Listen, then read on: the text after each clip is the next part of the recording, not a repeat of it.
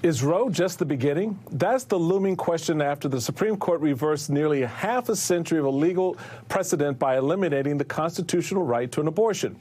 Protests are still raging in many parts of the country. Some expect those protests to last for weeks or even months, especially in light of a passage from Justice Clarence Thomas's concurring opinion.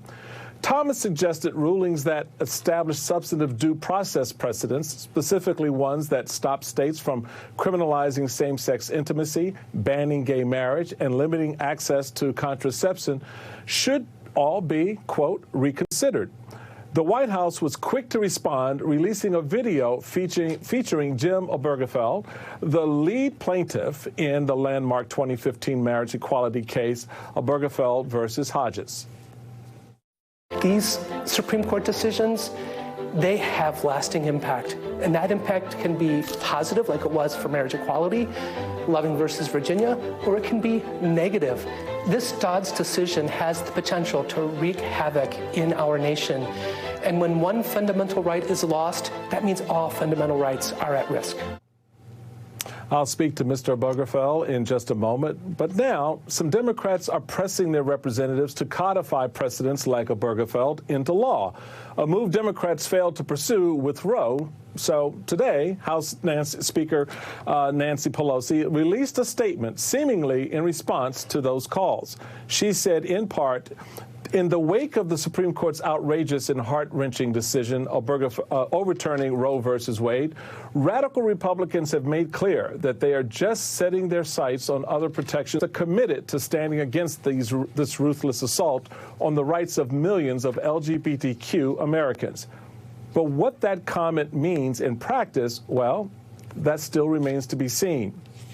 Joining me now, Jim Obergefell, himself, civil rights activist, current candidate for the Ohio State House of Representatives, and the former lead plaintiff in the Supreme Court case Obergefell versus Hodges, and Wendy Davis, former Texas state senator and founder of Deeds Not Words. Jim and Wendy, welcome to you both. Jim, let's start with you. How seriously should LGBTQ Americans take Justice Thomas's threat to, quote, reconsider cases like Lawrence and Obergefell? There are those who are saying that other conservatives like Roberts and Gorsuch wouldn't be willing to go that far. Do you believe that? I do not. We should be very concerned. You know, all you have to do is look at the decision in 2015.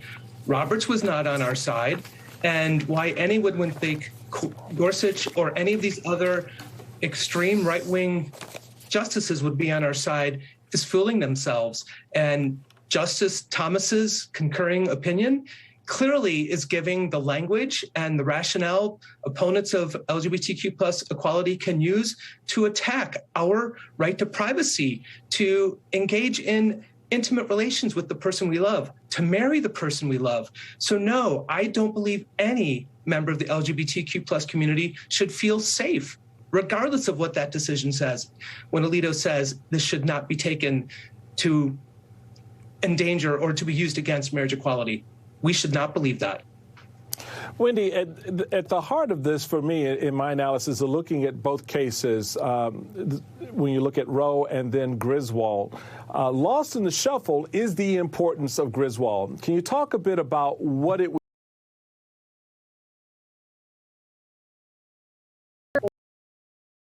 For Griswold was passed allowing contraceptive use by married couples. And then in 1972, in the U.S. Supreme Court case Eisenstadt v. Baird, that right was granted to single people. And it was rooted, as Jim was talking about a moment ago, in this right to privacy. And when the right to privacy is upset, and when the justices determine that there is no such right in the Constitution, the underpinning of the very decisions that marriage equality and contraceptive use rest on falls away from underneath them. And the idea that we should all be reassured by Alito's words not to worry that those rights will come next, of course, is just ludicrous, particularly when you consider that Alito, earlier in his legal career, before he became a U.S. Supreme Court justice, actually argued for the incremental approach that took Roe down.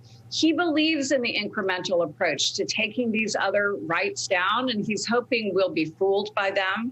We won't be, though, and I do hope that Congress will act to proactively protect these rights immediately.